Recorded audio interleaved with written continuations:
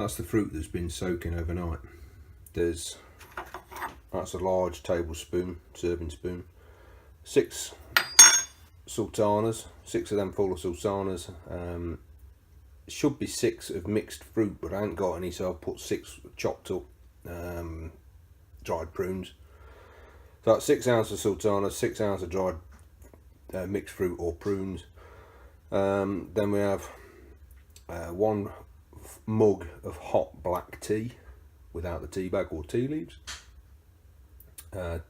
10 ounces of brown sugar.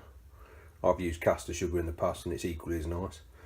And now we've got to add in 10 ounces of self-raising flour until you get a sort of decent mix. You don't want it too wet, but equally you don't want it too stiff. And then I add a couple of spoons of, or 1 spoon of baking powder. I'll get that lot in and show you what the mix is like. So that's the flour added in, and that's about the mixture you want. So it's not runny, but it does still move.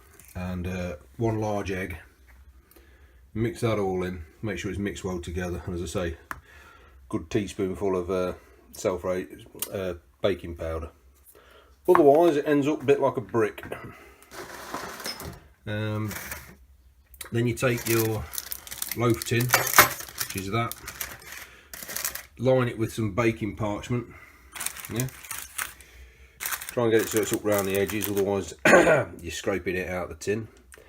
And you put that in that, and you stick it in the middle of your oven, and it's on gas mark 2, somewhere between 2 and 3, and it takes between 90 minutes and 2 hours. And I'll bring you back when we're cooked.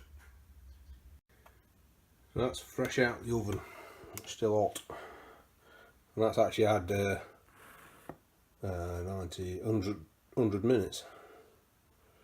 That's what you want, nice clean skewer.